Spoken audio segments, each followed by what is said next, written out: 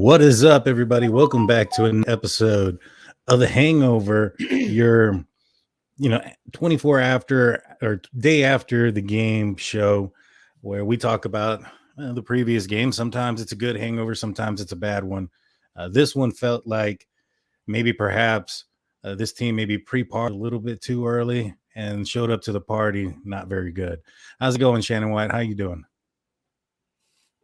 Well, I'm doing about like everybody else. To be honest, there's a range of emotions from disappointed to pissed off, still angry. But I despise the losses more than I enjoy the victories. That's never good. But part of the reason why is because we're dealing in a day and time where there's so much overreaction, and people will struggle to qualify and quantify what they actually saw. And they immediately, it's the Chicken Little effect, doom and gloom, and the sky is falling. And, all I can say is to everybody, move away from the ledge. Yeah, I agree. It's just one game, as horrible as it seems. But I think in a certain view, say it was a little bit maybe perhaps a dose of reality. But don't you want this team to get punched in the mouth? If they're going to get punched in the mouth, you want it to be right away, right? First week, get it out of the way. Realize that you're going to have to, show up. Nobody's just going to lay down because you're the Pittsburgh Steelers. And I think that if it was going to happen, this is the week. You have a long week. Their next game isn't until Monday night. So this is a long week to chew on this. And, I haven't seen the tape yet, but I'm pretty sure it's probably just as bad as what it looked like on the game, watching the game film. But what was your reaction immediately after the game? Well, they need to burn the film, destroy the tape, and move on. Yesterday was an embarrassment to the organization. It was an embarrassment on the field, and it was an embarrassment in the stands. When I turned the game on, I saw red, Daniel. Yeah. I wasn't angry yet, but it was so much red in the stands. And I'm like, what is going on? That looked like what the Steelers Nation does to other teams on the road who have lackluster fan bases. Steelers Nation, we move in, we dominate. It's like a Steelers home game away from home. Well, that's what it was yesterday for the 49ers. I mean, through the whole second half, it was, let's go Niners. I don't ever remember hearing a chant that loud in a Steelers stadium, whether it was Three Rivers, Hines, or AccuShort. Right. And I had somebody say today, well, I mean, the tickets cost so much and everything's so pricey that fans have a right to sell their tickets. And I understand that. But we're losing something along the way. I've been to games and people have been like, where I sit around to people who were wealthy. And they were like, whoever sold this guy those tickets, he don't need to be here because he's too loud. Now, I'm in there watching warm-ups. The crowd comes in late in the first quarter because they're out partying and tailgating. They show up and then they leave early in the fourth quarter. They're there for the atmosphere. They're there for the camaraderie with the other fans. They're not really there. They don't care that much about the Steelers. Now, if they're winning, that's great. But if they're losing, they're like, I don't care about this. The fan is not, a Steelers fan is not what it used to be. Now you have a lot of casual fans who make business investments by getting tickets because there's a lot of money there. But the problem is when you sell that many tickets to the opposition and they have a fan base, because that's a Super Bowl contending team, guys. They showed up and they showed out and they were loud. And it didn't feel like a normal Steeler home game. So not only was it an embarrassment on the field, but I feel like it was an embarrassment in the stands as well. Yeah, I definitely noticed that as well. I did see a lot more, red or opposition colors in the stands. I've been to a lot of away games, and you're right, to a certain extent. And if you go to Houston, it's all black and gold. There is any Houston Texan fans. I've been to Arizona, black and gold. The only place that I've gone that it was kind of 50-50 was New Orleans, and that one was a tough game. But I digress. So, but yeah, I saw that. I saw all the red, and you're right. The chants, you could hear them on the television, and it was pretty embarrassing, to be honest with you. I mean, just the play as well. There's a lot of questions as far as who's responsible, who's at fault, things like that, and we'll get those. But first, I want to talk about something that is breaking right now. Cam Heyward is appearing to go to the IR for a groin injury. He got hurt during the game, and then came back in for a play or so, and then immediately walked back out very gingerly. Looks like he's going to be on temporary IR. That's like 6 weeks at least that he won't be back. I think it's 4 weeks. Oh, is it 4 now? Yeah. So 4 weeks that he'll be out. Answer on the defensive line. Did you see one yesterday? I could fill in for Cam Heyward. Well, I'm really not ready to move away from the situation with the Steelers quite yet. And what I mean by that is everybody's got to understand this is a rebuilding team that Omar Khan and Andy Weidel they totally reloaded the depth chart for the Steelers. They're new playing with each other. And the preseason 2 or 3 series, a game isn't going to cut it. So, you should expect some growing pains coming out in opening week. Playing against the NFC contender, San Francisco 49ers, who are arguably the best and most talented team, at least in the NFC, if not the NFL. And they are experienced playing together. Their leadership is all experienced, proven all-pro players. Brock Purdy is the small part of that story. You can plug in a lot of quarterbacks in that system with Shanahan coaching, and you're going to have a very successful offense. The 2 game plans yesterday looked like the Niners were playing chess and the Steelers were playing tiddlywinks or tic-tac-toe or jacks. I don't know what they were playing, but it was ridiculous. You cannot compare the quality of the 2 teams. One team's a contender, and other teams wanting to be a contender, but were proven to be pretenders yesterday. Yeah.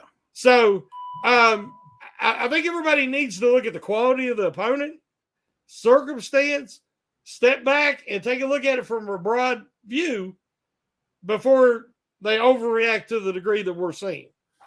Yeah, but here's the thing though. The offensive team, the offensive side, majority of those guys are returning. The guys that have joined the team are supposed to be improvements. It wasn't like the defense who lost some players and we got some fill-in guys, and maybe they're an improvement, maybe they're the same, maybe there's a small drop-off.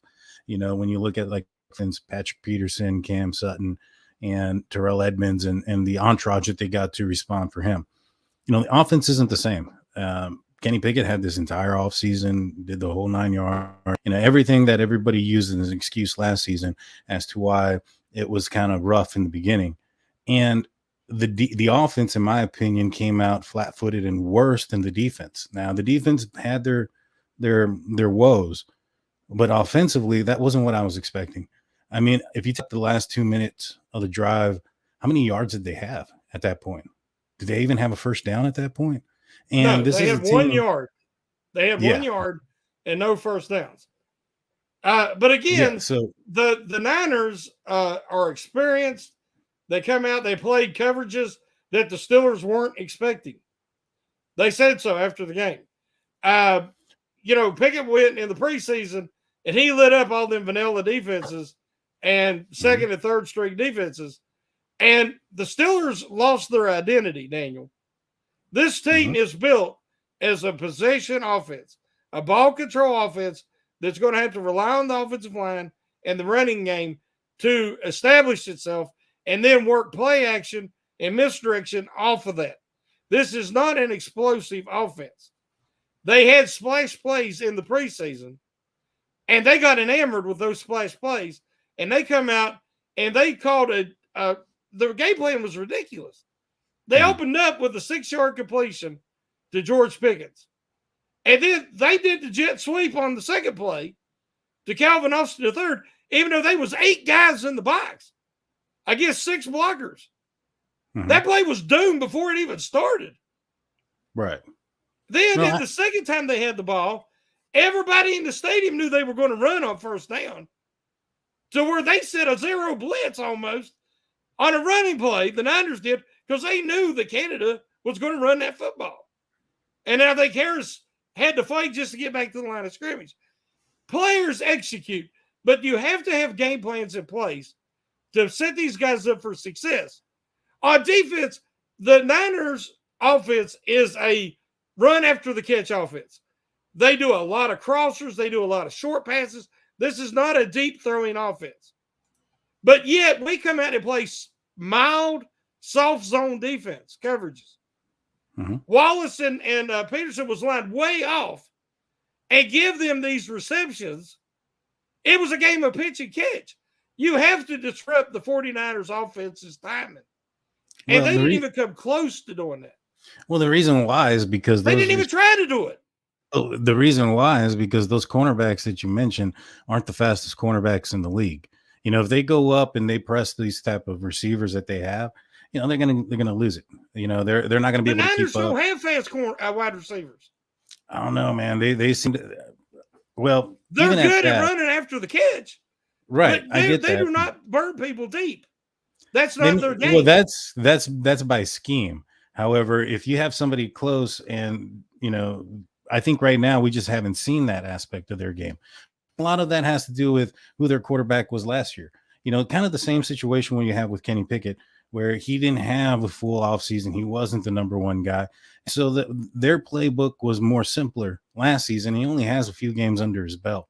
So going into this game, you can't let these receivers go over the top, because maybe that's a different aspect of their game that they have possibly implemented that wasn't implemented last season because they wanted to keep it more simple. And so, you know, what I saw on the field was one quarterback that was able to, you know, work throughout his scheme and was at it, and another one who was really struggling. You know, we had passes that were low, we had receivers that were open that he wasn't hitting, and just bad accuracy across the board. You know, one of the things that I said about his preseason game that I thought he mostly improved, when I'm talking about is Kenny Pickett, obviously, was his footwork. I thought his footwork improved in that he was able to, you know, drive the ball, and he had more velocity and he was more accurate. This game here, it just seemed like the 49ers defense was a lot faster than he expected, and he was doing a little bit of a panic there, and which caused his feet to go back to what they were almost last season. He kind of moving back and forth, and I think that affected his accuracy in his throws and his power down the field. And, you know, it's a learning experience, in my opinion. I think he can get better. I don't think that's an example of who Kenny Pickett's going to be this season. But it's obviously not all on him. But, you know, this defense. The problem, Daniel, they didn't even try to run the ball. Well, when they did try, it was so predictable of what they were going to do. You knew it was coming. I called it before it happened. And I mean, and then they had zero chance of winning that game with that game plan. Where was the passes over the middle? I mean, they didn't use flags. They didn't use the middle of the field. They didn't establish anything because they had no identity. But here's the thing. You've got a quarterback who is a second-year quarterback who's a game manager that has showed clutch potential. But he has to have help. He has to have a running game. He has to have an efficient game plan to be effective, especially if you're playing one of the best teams in the NFC. And it was a complete failure all the way around. I don't disagree with you. I don't disagree with you at all. But at the same time, you have a high powered offense that is quickly putting up points. I understand why they kind of went away from the running game to a certain. The first quarter they jumped up on them. The second half, I mean, the first half they jumped up on them. The second half, within what 2 plays, McCaffrey's down the sideline for another touchdown, and so it was quickly turned 27-7 for a while. But I understand why they weren't doing the running game. And, last season, it is that the Steelers were doing well in the 2-minute drill. The year before, that seems like it was their MO as well. This year, that's the only thing that worked. That's the common solution that happens in these games are the 2-minute drill is what works. And I think that one of the receivers had confirmed why. They thought they were going to play a lot more cover 2. That's what they practiced for, and they ended up not doing so. But when they went into the 2-minute drill, it was more of what they anticipated and what they had practiced for, which is why they were more successful in it. So, yeah, preparation. And in this situation, I can see this why the defense struggled. You also have that. You have a completely new secondary, except for Minka Fitzpatrick. You have and Levi Wallace. You have a completely new inside linebacker group. There was going to be some growing pains, but going 3 and out constantly and leaving that defense on the field on a very hot, muggy day, I just don't see how that can be overlooked too much. Well, I thought that the defensive front 7 played hard, played physical. Now, Montravius Adams was getting blown off the ball. But again, I don't know why he's still starting. But Keanu Benton did better. He had the second highest defensive grade for the Steelers defense, any of the players behind Watt. And he graded out at 86 something run defense or pass pressure, excuse me. But he's the hope because it can't be Adams. I thought that the inside linebackers were much more physical. They were more impactful and aggressive. But the secondary left a lot to be desired. The long touchdown run by McCaffrey, Levi Wallace was atrocious that whole game. He was late and always reads and reacting. He was late. He come in on that long touchdown by McCaffrey, and McCaffrey put that spin move on him, and he whiffed, and he had outside containment. And after that, it was just a race down the sidelines. And the Niners had 2 good blocks by Aku and the guy used to be with the Steelers, Ray McLeod. He had a big block down the sidelines too that sprung him. But again, where was Joey Porter Jr.? I think I heard he got 7 snaps. No, I don't think I haven't seen the official numbers yet. But if you watch the teams that were successful this weekend and the way they mixed up their coverages and the way they played closer to the line to take away those quick passes, and they alternate and they press and they're aggressive. The Steelers are so passive, and I really expected something different this year, especially against a team that is not known for throwing deep. Now, does that mean they can't? I don't know. We haven't seen them do it. They threw the ball very seldom deep last year, whether it was Garoppolo, Lance, or Purdy.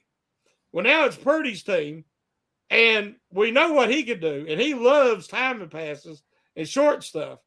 And instead of making them beat you doing something that they don't want to do, we just let them play pitch and catch all day and do exactly what they wanted to do. That is, I can't handle that game plan. Yeah. You built a team that your pass rush is your strength. Watt got 3 sacks. They got a few pressures other than him. Right. Like you knew that Highsmith was going to be a bystander. So use him in coverage or whatever, because Trent Williams is the best tackle in football. And he wasn't going to do anything against Trent Williams. But what I'm saying is they had no chance to get there on a lot of occasions because against that offensive line, even that pass rush, they was able to get the ball out so fast. I was expecting more tighter coverage, press coverage, and turn that pass rush loose. What, Herbie played a handful, 4 or 5 snaps, but he got there on the second sack by Watt. He actually got by Williams, and I think he would have had a chance for the sack if Watt wouldn't have got it. So, I mean, they're going to have to make some changes. They're going to have to quit playing so conservative on defense, and they're probably going to have to reel in some of this on the offensive side and establish that offensive line can't be absorbing all day long. And that's what it turned into. The Niners defense is too good. And they just got overwhelmed. Yeah. Yeah, for sure. And we're going to continue this conversation on the other side of our quick break from our sponsors. If you're on the YouTube, Facebook side, not going anywhere. On our audio side, we'll be right back. And welcome back to the Hangover. I'm Daniel along with Shannon. We're talking about yesterday's embarrassing loss from the Pittsburgh Steelers to the 49ers 30-7. And we're talking about what went wrong in this game. Now, as far as where you were going with, the cornerbacks back a little and not pressuring, I think the game plan was to tackle the catch, that they were going to throw it short. As long as you tackled them when they caught the ball, that you would either, stop them short, and or if you can disrupt them, maybe perhaps pop the ball up in the air and the tip drill, kind of like what happened last time the Steelers played them. It didn't happen this time. And, I think what the game plan is, but I think in the second half, the 49ers, scored 10 points. So they scored, I think the defense started to tighten up. They really had that one big play, they had a lot of other plays, but McCaffrey had that one big play for the TD. If not for that, they held them to 3 points in the entire second half. Like I said, I anticipated there would be growing pains with this defense just because they're new and a lot of new players together. You said earlier that you thought the middle linebacker group did well. Man, I was watching the game and I felt like Landon Roberts had a couple of missed tackles in this game, and his pursuit wasn't quite there. And he didn't tackle the catch. He didn't keep it in front of him, especially when he was guarding McCaffrey. Do you think that this should have been a game that Quan Alexander should have played more in? I think Quan had more snaps.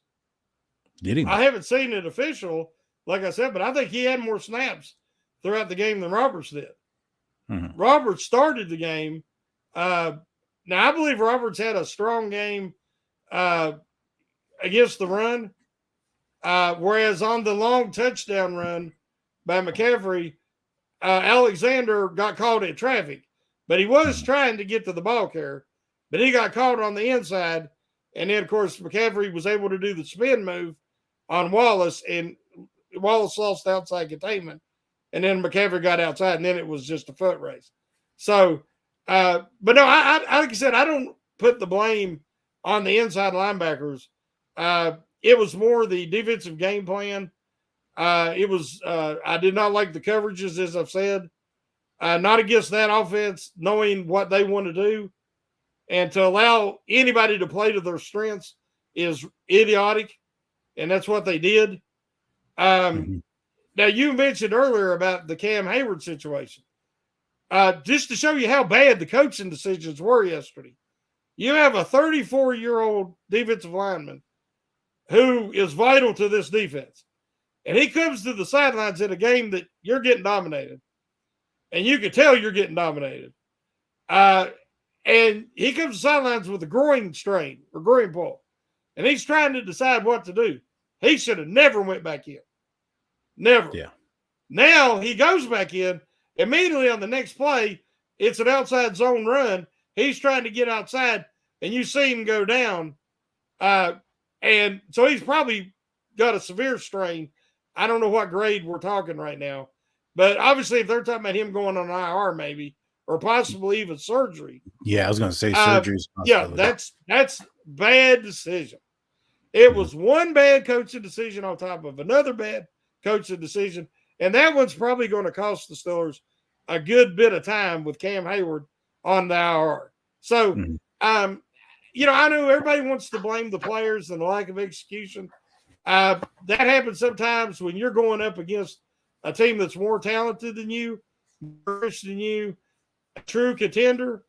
But to be out-coached and have that many bad coaching decisions, that falls squarely on the coaching staff. And I thought that they were out-coached at every level other than special teams, even though when you watch their punter and then you watch Presley Harvin, you couldn't help but be envious. Yeah.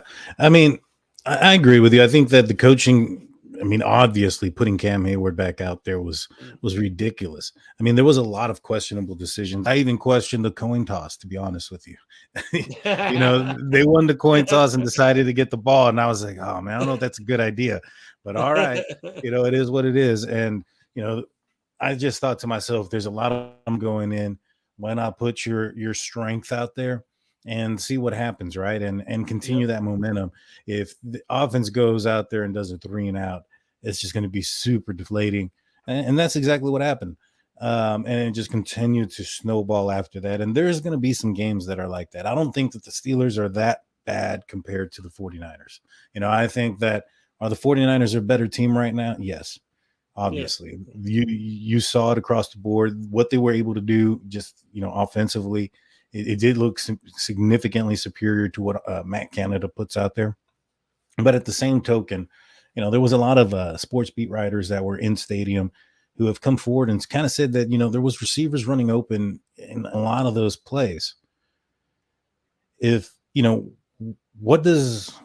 what do you think has to happen to fix this offense? Do you think it's Matt Canada, or do you think that, this is going to be something that's going to take the entire season to fix? Maybe perhaps Vegas was more accurate with their prediction on 8.5 wins. Well, I say one play that a in-stadium expert said, there's a guy running wide open. And I seen the play happen. Calvin Austin III was in the slot. He went to run a crossing pattern, and his guy fell down.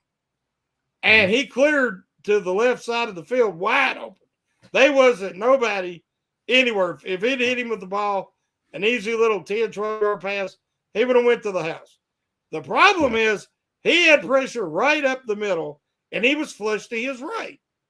Now, it's easy to sit watching the game, on replay and say, or even in the stands, way up and say, man, look at that. He's wide open. But what was happening in front of Kenny Pickett that maybe caused him not to see that? And there was pressure right up the middle on that play. There was too much pressure yesterday. I was not expecting that out of this offensive line because Samalu is a huge upgrade, and Cole and Daniels, I thought that interior was the strength of this offensive line. But both tackles struggled yesterday. Dan Moore looked not like the Dan Moore we saw in the latter part of last season and the Dan Moore we saw in the preseason who fought and won and kept that position. Dan Moore looked bad yesterday. He gave up 9 pressures. He was the lowest graded offensive tackle, according to PFF, in the NFL yesterday. Now, what's the solution to that problem? Can he bounce back? He's had some good matchups with Myles Garrett in the past, and he's going to need another one this Monday. But if not, you're going to have to get Broderick Jones ready a lot faster than everybody thought, because they can't have what happened yesterday. Now, again, we also got to remember that's the best team and most talented team that the Steelers are going to face this season. I really believe that. Looking at their schedule, I don't know who's better than the Niners left on their schedule. See, here's the problem with that, though. I didn't think that this team would get blown out like they did last year against the Buffalo Bills. I thought that those games were behind them. And, I thought that they would at least look competitive against most teams. I'm not saying that they were going to go out and beat the teams like the 49ers or the Bills or the Chiefs, the higher echelon, but that they would be competent and competitive. What we saw yesterday wasn't, and something completely different as well. I have it. In fact, I even put it on my Twitter, State of Steelers. There's a picture there where it was the Connor Heyward throw that intercepted over the middle by their safety that looks like Troy Polamalu knockoff. He's his distant cousin. Is he? I know that they work out together, but well, anyways, in that play, Kenny Pickett steps up, and in front of him is maybe 20 yards of open space. To his left is an open, I think it was either Najee or Deontay, and to the right, coming over the middle, about 15, 16 yards wide open in that situation was George Pickens. And you had open receivers in every location, but what he did was he tried to look off the receiver or the corner, the safety by looking one way, and then he looked back at Heyward, and it wasn't there. And yet he just still continued. He held on to it longer, and then he forced it, and then it got popped up and got intercepted. So I heard also that from people that were at the game that there were multiple occasions where receivers were open down the field. I think that this defense was just a little too fast for him. I think that the game will slow down, and I think the defenses are going to slow down. This next game is going to be tough. It's against the Browns. Their defense looked pretty good against the Bengals and what they did with Burrow. I'm a little bit concerned. I'll be honest with you. Where is your concern level on the quarterback position? Like I said, he got rattled. After the struggles of the first half, and then the defense, like I said, the Niners threw some coverages at him he wasn't prepared for. He had Freiermuth dealing with a chest injury. Deontay Johnson goes out on his best player of the day, and he pulls his hammy, and I tell how long he's going to be out. He's throwing to Calvin Austin III and Kenny Robertson, which is their first time playing with him, in the regular season. There was a lot of factors. And one of the factors is the Niners have a really, really good defense. And in the second half, he did miss some reads, and he missed some throws. He wasn't comfortable. He wasn't as confident, but a lot of that was because of the defense. Now, he has a chance this week to try to, rebound, but the Browns looked very good at home yesterday against the Bengals. But what we got to remember, again, we can't overreact about that.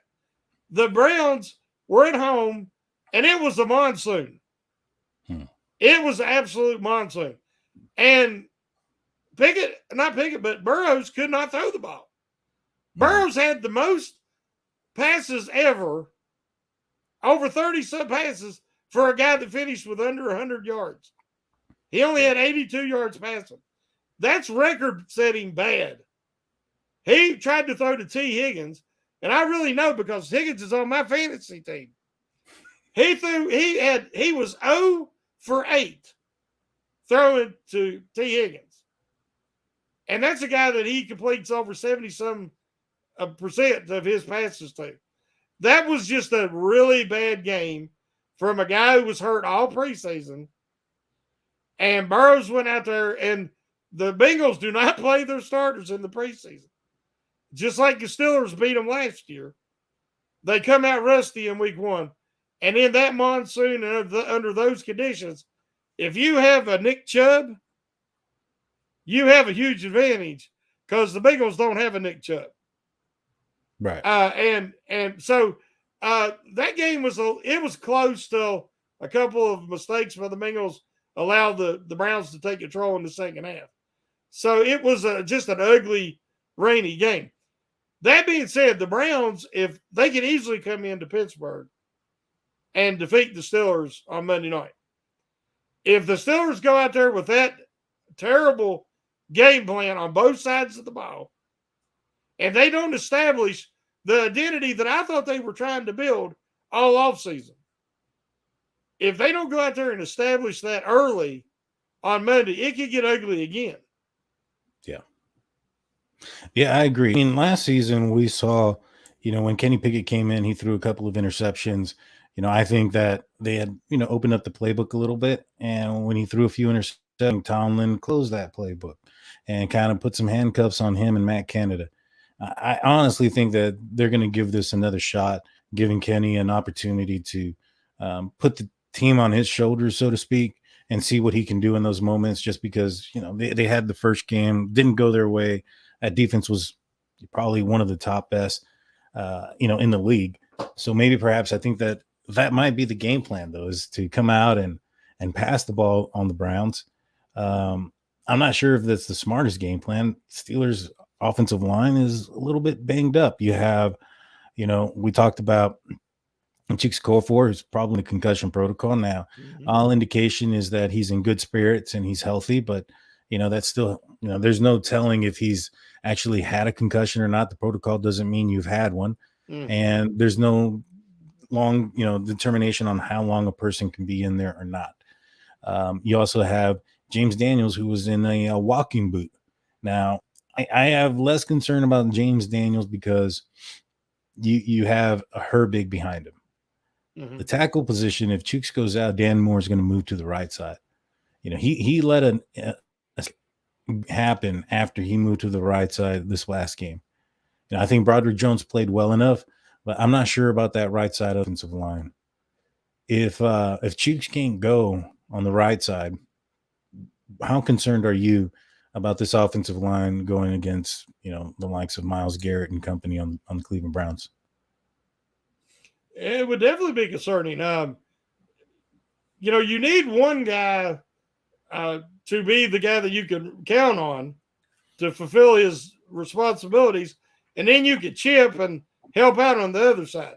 So if Broderick Jones was to have to play on the left side, you would just try to give Garrett a huge diet of chip blocks and put Darnell Washington over on that side.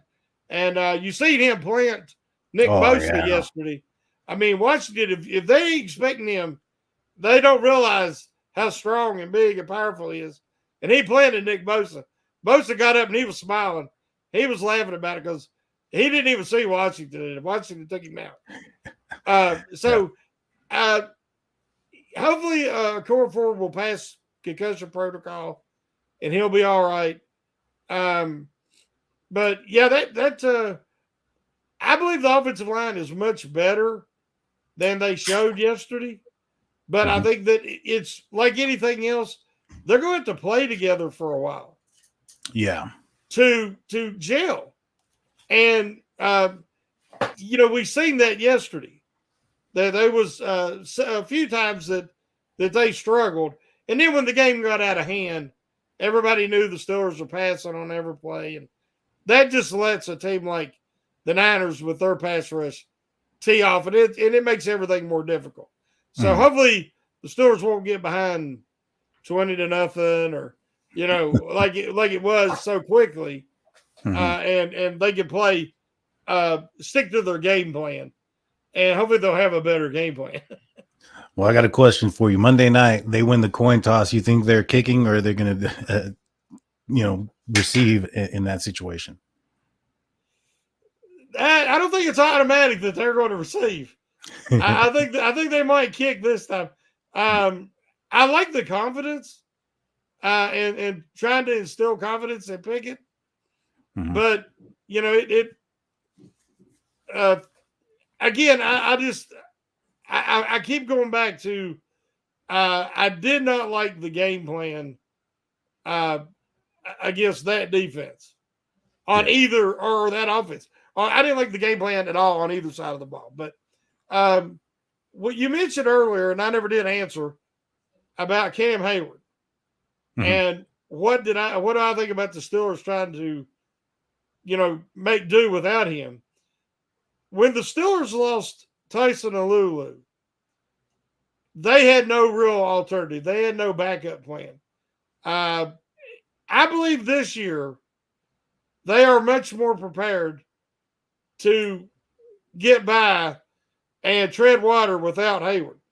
Well, what I mean is we saw how good Benton looked in his first regular season action. Mhm. Armand Watts didn't even dress. He was inactive.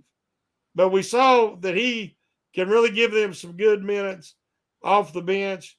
They have Brendan Fahuku on the practice squad who has experience. If they wanted to say try Benton some, so I think a Benton will eventually be Cam Heyward's replacement. Or he'll play if Ogunjobi goes elsewhere. He'll play. I don't think that Benton is a long-term nose tackle. He's too athletic, moves too well. I think he'll end up playing more of an end position for the Steelers. So they have options this year. I thought that Loudermilk looked better yesterday. He looked stouter at the point of attack. He collapsed the pocket some. Benton looked really good. DeMarvin Leal made some flash there, here and there. He made some plays. And they kept going out saying he was hurt, and he kept coming back in. So, but I thought that they held up well, even though Heyward was out and Ogunjobi was obviously on a snap count. Yeah. And, with Ogunjobi, though, I don't know if he's going to be here long term. I think the Steelers have an out after this season. And given his extensive injury history going back to last season, if he's on the injury report again all week and next week, and, it's a constant thing the entire year, I wouldn't be surprised if they let him go. I'm surprised, though. What I am surprised of is the non-use of Keanu Benton, the almost like stubbornness to not put him out with the starting unit. The guy applies pressure. He puts havoc. He's always in the mix when I see him on the field.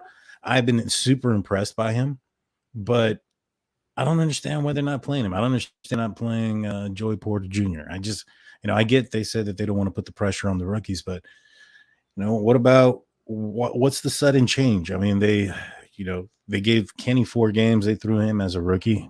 Najee Harris was a starter as a rookie. So was Pat Freiermuth. Like, why be fearful if these guys have the talent to make your team better? Well, I think you got to play everybody in this modern NFL. The way the salary cap is, your limited window of success. With guys on rookie contracts, you got to play guys. You got to find out early what you have. And the Steelers obviously have some talented rookies. I wanted to see more Nick Herbig yesterday, especially when the game started to get out of hand. Let's see what he can do. How does he hold up against the running game when the Niners are trying to pound McCaffrey in the second half? He looked good to me when he was out there. I want to see more Washington because his blocking makes an impact already. Joey Porter Jr., the couple plays I watched him and focused on him, he pressed. He was up. He wasn't like Peterson and Wallace. That's not his game. He wants to start up close. And he did a good job. And on Deebo Samuel. The problem is nobody could cover Brandon Cook. Nobody. I mean, it was like he was open every day on time.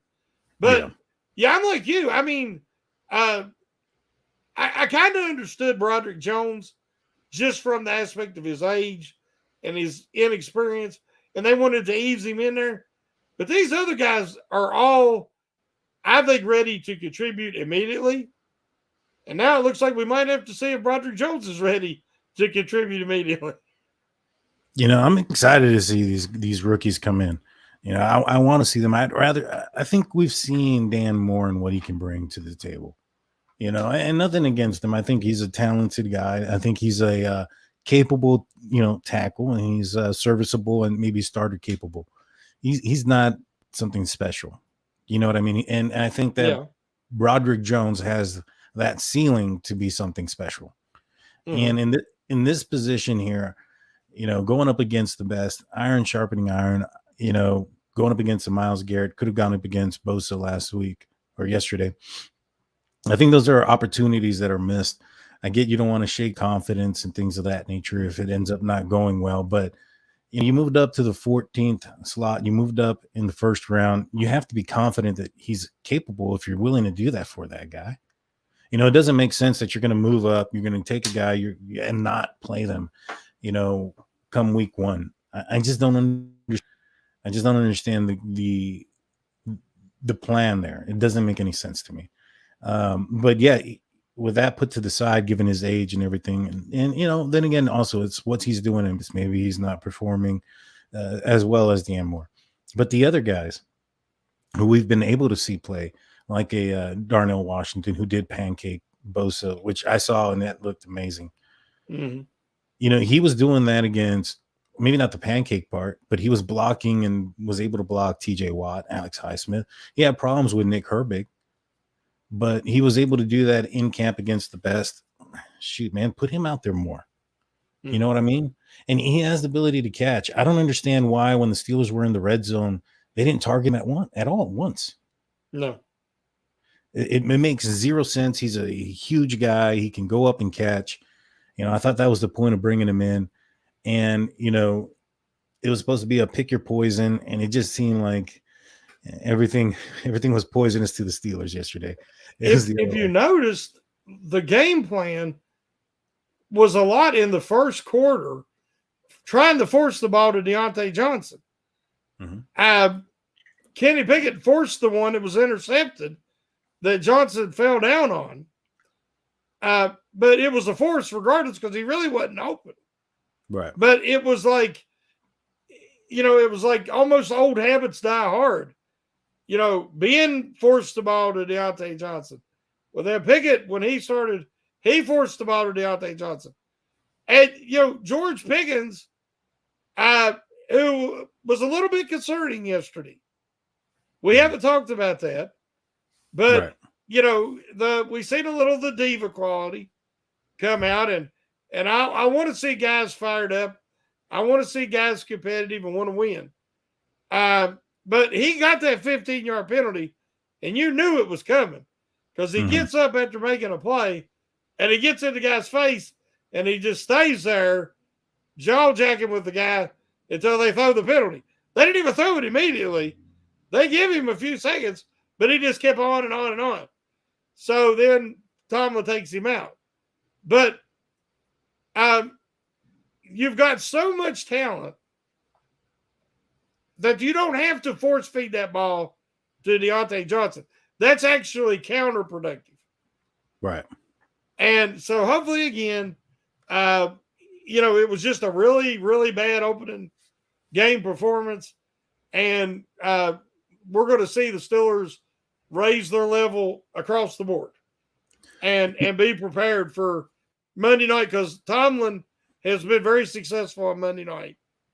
And the Steelers have been very successful. So hopefully that'll help get them over the hump.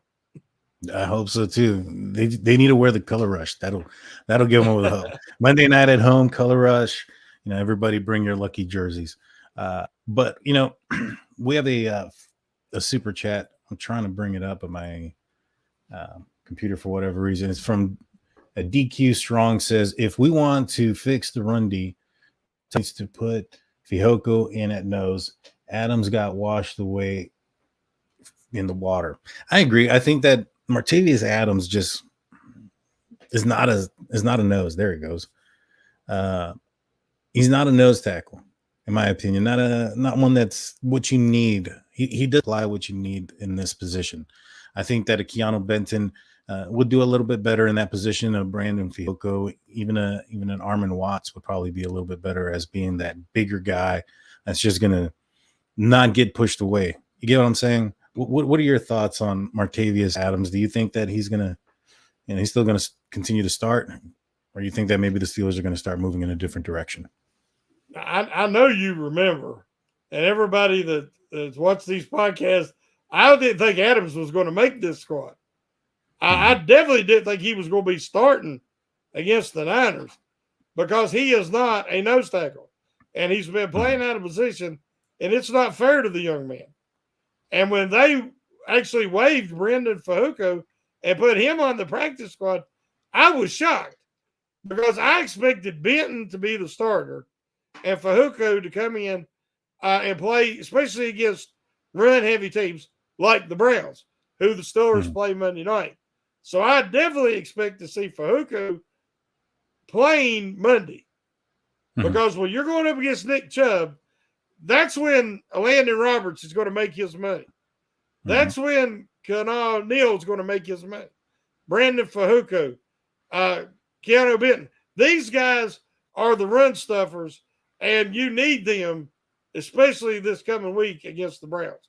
So, but I totally agree that Adams is getting washed out on these plays. But again, he's playing out of position, and it's not really fair to him or the rest of the defense for that matter. Yeah, I also agree.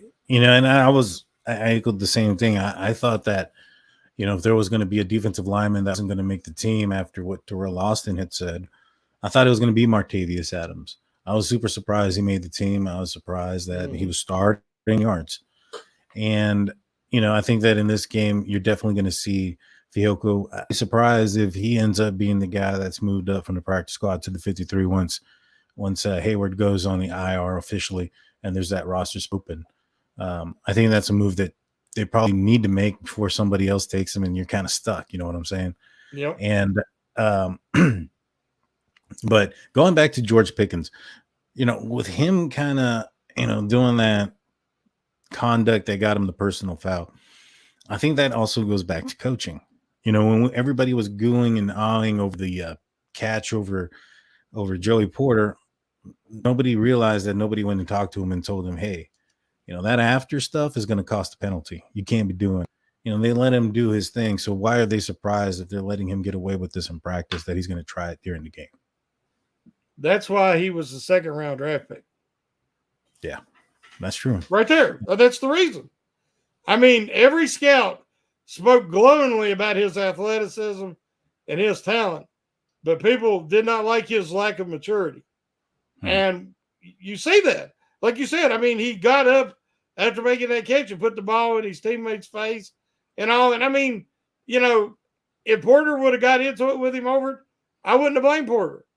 You don't show somebody up like that. But there's a fine line. You don't want to affect the guy's competitiveness, but he has to be team first and have the maturity not to hurt the team. And, what if he does that in a big moment?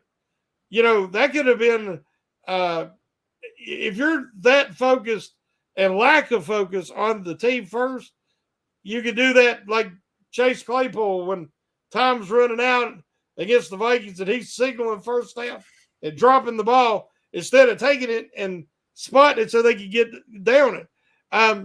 That's a lack of awareness. And that matters. It matters. You got to be aware of the score, the time, your place on the field, the situation. So yeah, I was a little bit concerned about that as well. I think that's a teachable moment. And hopefully Tomlin, he didn't do it on the sidelines, but hopefully he's done it today or sometime this week and they have a conversation. Yeah.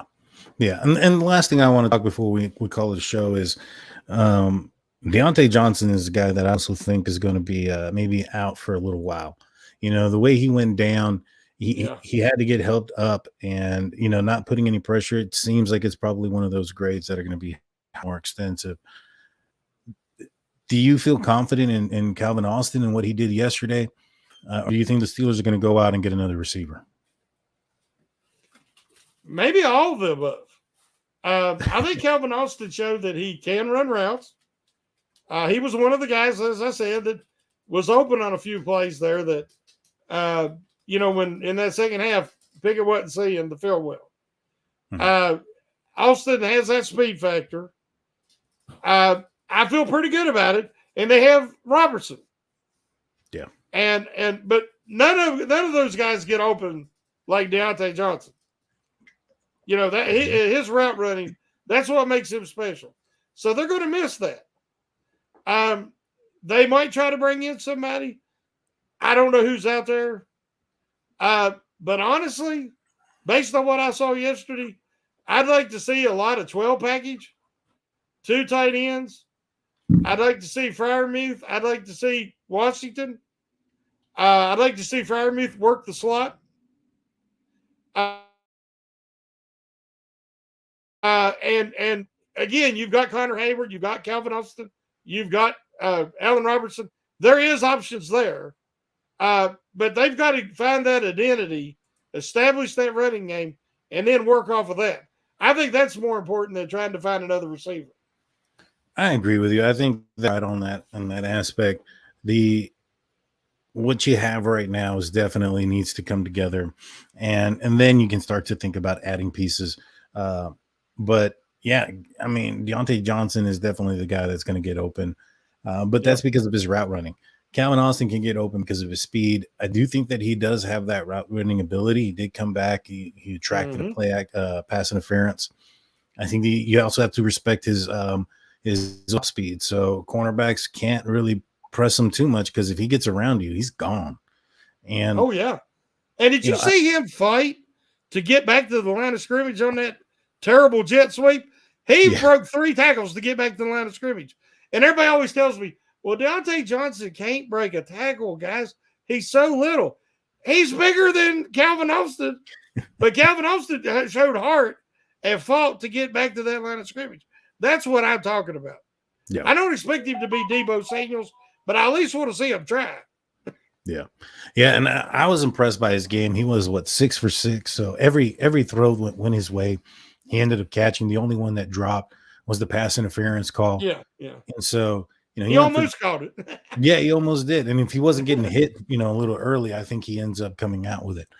I'm excited to see what they do with that, that aspect. And, I think that given a full week now with Kenny Pickett and Calvin Austin, if he's going to be the guy that's replacing Deion, that's going to do well for, their chemistry.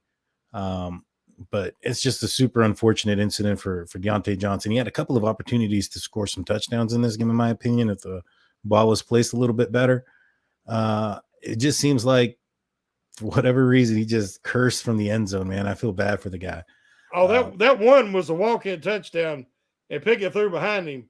That, again, like you said, it was just the day we all want to forget. Yeah. And to look forward to next week, I think you're right as well. You got to get more Darnell Washington involved. You got to get, the running game going. I think that's going to be super important. I don't know what the weather's going to be like this Monday night. I'm actually going to be at the game. So if you're going to be out there, hit me up. I'll be at the game. Hopefully it looks a lot better than what we saw yesterday. I have a feeling that it will, but we can only have to wait until the game starts to see it for sure. You have anything you need to plug in before we let it go? Well, I've got the stock report article coming out tomorrow. So check that out. Trying to keep things rational and look at the big picture. And, it was mainly a lot of criticism this week, which I don't enjoy those articles, but also trying to, look at the things rationally and give us a little hope. So definitely check it out tomorrow.